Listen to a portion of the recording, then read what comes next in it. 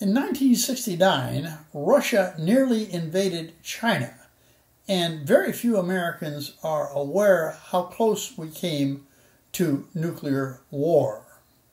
In this radio interview, Paul Letters of Hong Kong Radio first gives a good historic background of the tensions between Russia and China that nearly brought them to war, and then he interviews me about my part in buzzing 7 Russian warships off the coast of North Korea in the middle of this crisis. Our kind of big item first is we're looking at war between the two communist giants, the People's Republic of China and the Soviet Union, a conflict which began in March 1969. And we're going to be joined by telephone by a special guest in the USA who, as a US Air Force pilot, found himself a bit too close for comfort to the Soviet fleet just off China's coast as they prepared to strike the mainland in 1969. That before we call up our guest, Bruce Gordon, let's understand the situation of what was going on at the time. So China in 1969, during the Cultural Revolution, of course, it was becoming increasingly militarized. Every leader was seen wearing military uniform everywhere, not just Mao, but even right down to including Mao's personal doctor, Dr. Li, who's written a good book, by the way, that tells us all about this. And Lin Bao, of course. Lin Bao was leading this kind of militarization process. He was officially, as of 1969, second in charge in China to Mao, obviously. And the People's Republic was fed up with the declining support from the USSR. They had been getting economic and military support from the Soviet Union, but by the late 60s, the Soviet Union was less enthusiastic about that relationship, seeing China, and Mao in particular, as a potentially unreliable kind of ally. You couldn't be too sure what he might do.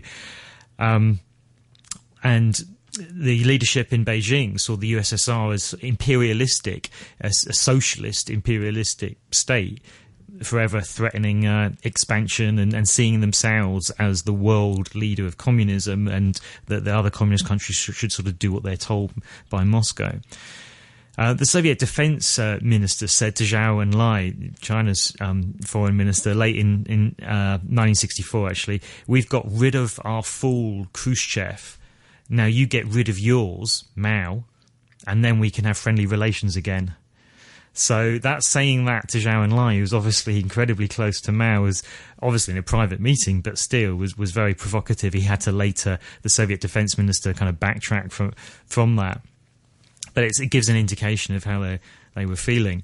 And the two nations had no diplomatic relations for several years by 1969, the year we're focusing on today. In 1966, the Chinese had revived the old dispute of the Russo-Chinese border. And in 1967, Red Guards even attacked the Soviet embassy in Beijing. So things were bubbling up before we get to March 1969. But by then, Mao was really looking to beef up his personal strength. And one way to do that would be for a show of force against the Soviet Union. So he engineered a border clash in March 1969. There had been other clashes along that. There's the border, I believe, 7,000-kilometre border with the USSR. But things really started getting dangerous, as we'll see, from March 1969. On March 2nd, elite PLA troops ambushed Soviet border guards on Zhenbao Island, also known as Treasure Island. Zhenbao Island, it's an island, it's not out at sea, it's an island inside a river, the river Usuri in northeast China, east of Harbin. And the Soviets suffered over 30 dead from that Chinese ambush, and we think, we don't have precise figures, but a similar number of casualties occurred on the Chinese side. The Russians then moved in the days that followed, heavy artillery, and they retaliated in force on the night of March 14th to 15th, bombarding Chinese troops who were on the Chinese bank of the river. In fact, that night, Soviet missiles went up to 20 kilometers into China. So it was, a disproportionate response, you could say. The Soviets clearly meant business, and maybe Mao hadn't been expecting that. Chung Chao, who wrote Wild Swans and also a biography of Mao, estimates that at least 1,800 Chinese were killed. Of course, no official figures were ever released, so we don't know for sure. One CIA photo expert said that the Chinese side of the river was so pockmarked by Soviet artillery that it looked like a moonscape. So obviously things had escalated, and where were they going to stop? The ferocity of this retaliation clearly surprised Mao, and he was becoming worried that the Russians might invade China. You would think at this point, of course, that he would want to de-escalate the situation, and he did want to. I was thinking he would try and take revenge. It's Mao. Well, there is that, yeah. I suppose, that's a good point. You would think most leaders would want to de-escalate. Most leaders would want to, yeah. And to be fair, what happens next isn't entirely Mao's fault.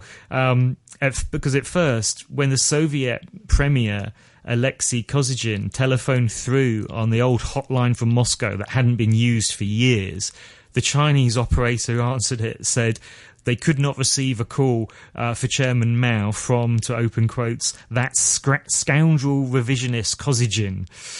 So the operator refused to put through the Soviet premier, so Mao didn't even get the chance to not talk to him.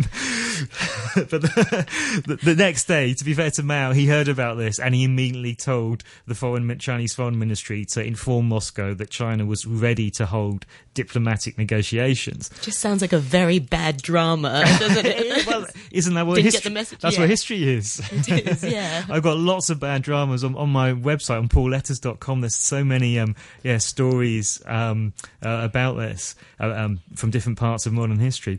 Missing the message, got it the next day, but the mood is completely changed. Exactly, the accidents of history. It's maybe what I enjoy writing about and here speaking about more than anything. And my novel, A Chance Kill, really plays on that, just the chances of this happening, when of course it does happen in reality. Anyway, back to 1969. So Mao, by this point, did want to avoid a full-blown war, because China would have lost at this point to the Soviet Union. But through the spring and summer of 1969, China was mobilizing their armed forces in case they were needed. And millions of Chinese were moved from areas that bordered the USSR.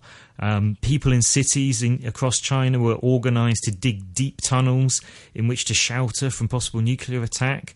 In Beijing, the tunnel system built for Mao and his officials running through the heart of the capital under Tiananmen Square, it was wide enough for 4 cars abreast to travel through, and included a major hospital, all underground. In fact, in Beijing as a whole, the network of tunnels apparently was large enough for the entire population of the city, and they could live in there for weeks, according to accounts I've read. Further border clashes occurred in the summer of 1969, this time along the western section of the Sino-Soviet border in Xinjiang, on the border with what's today Kazakhstan, part of the Soviet Union then, of course. There, the Russians had overwhelming military advantages. They were kind of choosing the spot now, the Russians, for the clash, and an armoured Russian force advanced far into China with little to slow them down. And so Mao had little in the way of anti-tank weapons, especially, and limited weapons in general in that area. And he must have been worried that the Russians might make it all the way to Beijing. In 1964, Mao had issued an order to pile up some mountains, if there aren't any there, thinking ahead to possible invasion by the Soviets. This was to make man-made mountains to block Russian tanks. So they designed hundreds of these mountains, about 20 to 40 meters high. So they call mountains, but mounds might be a better description. But they were up to several hundred meters in circumference, made out of earth and rocks that had been generally moved hundreds of miles. And they began constructing these before the project was later abandoned. Everyone who saw the mountains, including the CIA, obviously spying, they judged them to be utterly useless. And so the Soviets were able, of course, to make considerable headway. And it's at this time, in the summer going into autumn 1969, that there's the possibility of a nuclear strike from the Soviet Union on China's nuclear facilities. In the early 1960s, the US had sounded out the Soviets to see if there was any interest in possible joint action against China. China was then just beginning to develop its nuclear program. And now in 1969, the Soviets were wondering how the US would react if the USSR attacked China's nuclear facilities. Mao was worried, so he invited, to try and obviously preempt anything like that, he invited the Soviet Premier Kosygin to stop over in Beijing, this is September 1969, on his way back from the funeral of Ho Chi Minh in Hanoi. Zhou Enlai met him, but Kosygin would not promise that Russia would not attack China, so this obviously just makes Mao and their leadership even more worried. The Soviets basically saying, yeah, it's an option. We might attack China's nuclear facilities, and this was leaked through. And this information was leaked through a UK newspaper that the Kremlin was apparently discussing bombing Mao's nuclear facilities and planning. The Kremlin was also planning to set up an alternative leadership for the Chinese Communist Party, one that would be more to their liking. So, of course, Mao is increasingly worried. The entire armed forces, whose training had somewhat lapsed since the start of the Cultural Revolution in 1966, were put on red alert, which involved mobilizing over 4,000 Chinese military aircraft, 600 ships, and almost a million troops. And then just at this time, when Russia has mobilized its own armed forces, it's moved its fleet into position off China's coast, in October 1969, in an incredible coincidence, President Nixon decided to scare Russia from supporting North Vietnam.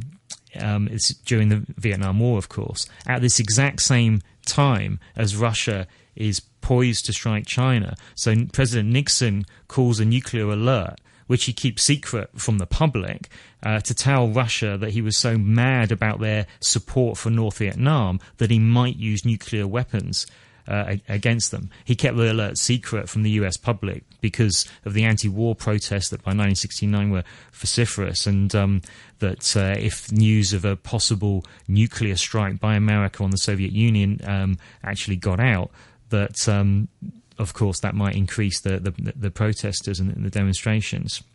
So this secret alert that President Nixon gave was called the Madman nuclear alert.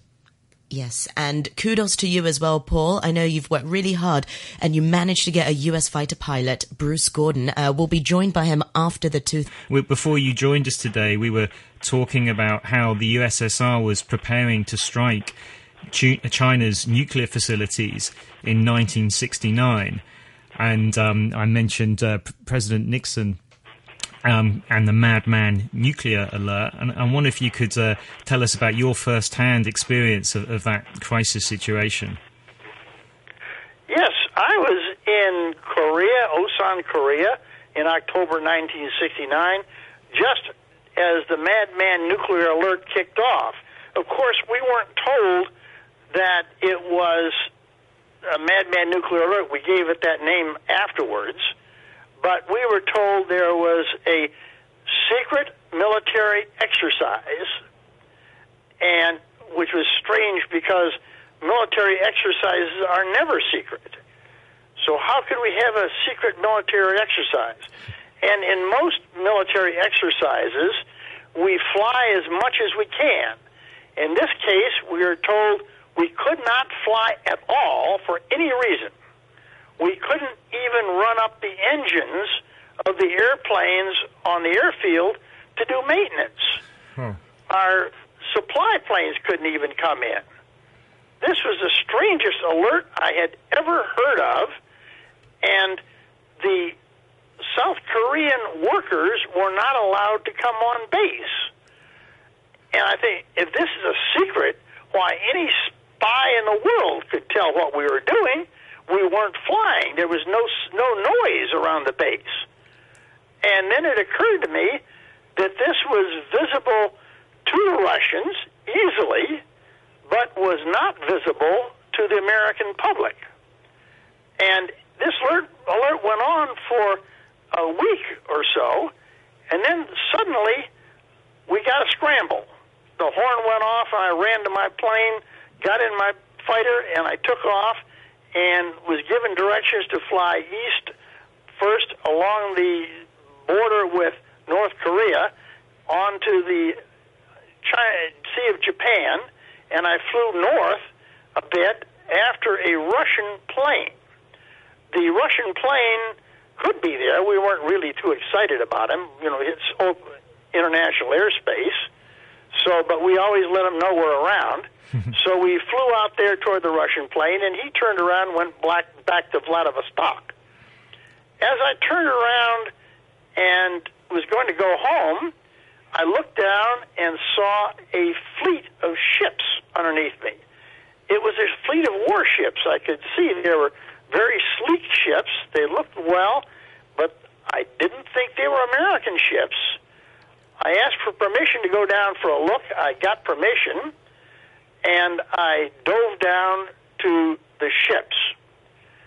As I came down toward the ships, I noticed that they were basically dead in the water. They were stopped, and there was a fishing boat leaving the Russian ships. I could tell they were Russian now. They're leaving the Russian ships at high speed. Now, this fishing boat was leaving a big wake in the bow and a big stern wake, and I'm thinking, fishing boats don't go fast. They go putt, putt, putt. They don't have big engines. So it wasn't quite what it seemed. No, it was surprising to me. So I turned toward the fishing boat first.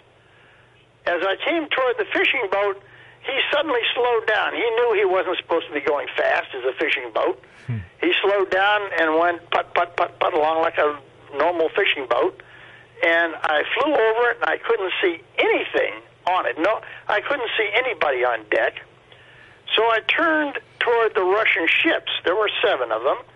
And as I turned toward them, I set up my flight path. So I was, first of all, slowing down and getting as slow as I could and fairly close to the water. And I flew past the smaller ships. They were nice-looking ships. And then I set myself on the main ship, which I believe now was the cruiser Sverdlovsk. And I put my plane on autopilot so that I could have my hands free to take pictures of it as I went by. I had a camera, an Air Force camera, and I looked through the lens, a telephoto lens, and I could see that it looked like the crew was lined up on the deck. There were brown shirts lining up on the deck, on the bottom decks, and white shirts on the top decks along the bridge. So we're coming back to that amazing eyesight that you had to see that detail. Well, I could see them, and also situational awareness. I was aware of all these things that were happening. And then I became aware of the fact that they suddenly turned the big guns of that cruiser right at me. Whoa. And I'm looking through here I am slow, low, and on autopilot, and looking through the viewfinder of my camera, and I'm looking into the barrels of these big guns. And I said, whoa, I know what I'm not liked. So they didn't want me there, so I agreed with them real quickly. I grabbed my controls and broke off and lit the afterburner and zoomed back up to the safety of high altitude. And as I got there, I got a radio call, return to the base and report to the commander immediately.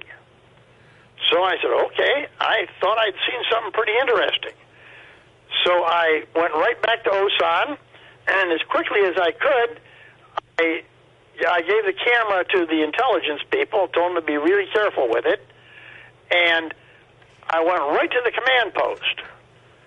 And when I got there were some people in the command post, and the commander gave an order, and all the other people immediately left. And I was left there with just the commander and me in the command post. And he said, "Major, hit a brace." Well, that's what you do in training when you get chewed out. Well, I hit a brace against the wall, and he started chewing me out like a professional. I've never been chewed out like that before. He thought I was the greatest idiot that had ever got into the Air Force. And what did I think I was doing? That I was meddling in something much bigger than me. Had he been alerted somehow, or how did he know you were? I suppose you got permission earlier to fly over there, but how did he know how close you got? Well, he knew because he was in the command post that they had picked me out, that the Russian plane had been there, that they had scrambled me out. So he knew all about that and knew about my call. I had asked for permission to go down and look, and a lieutenant had given me permission, because I wouldn't have gone down without permission, but the colonel said that the lieutenant had no authority to give me permission to go down. So he said he was going to settle things with the lieutenant later. But right now he had me. And he was very angry. And when I told him what I had seen, he had me sit down and write out a report, which he immediately sent to the Pentagon. And what I told him I had seen was what I thought was a meeting of top-level North Korean commanders with Russians at sea just off of the east coast of North Korea.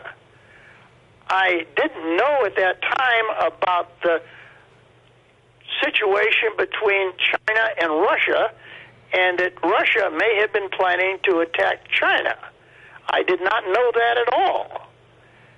I did not know about this Madman nuclear alert, that this was part of a big thing in the world.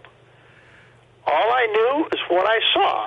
I saw the little fishing boat had probably come out to the Russian fleet and delivered the North Korean negotiators or commanders to talk to the Russians, and was taking them home back to North Korea just when I came by. All those people lined up on the decks were there to say goodbye to a very important person.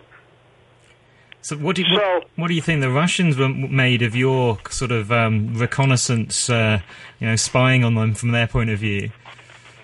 Well, they undoubtedly would never think that a pilot would do that just on his own. They must have thought that I was ordered to do that by President Nixon himself.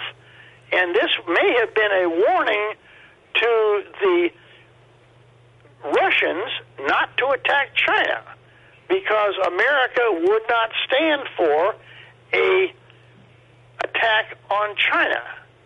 Now, as far as I know, Nixon never talked to the Russians about the attack, but sometime later I saw a report in the London Telegraph that said that Kosygin and Brezhnev had been talking, and that Kosygin told Brezhnev that the Americans had betrayed us.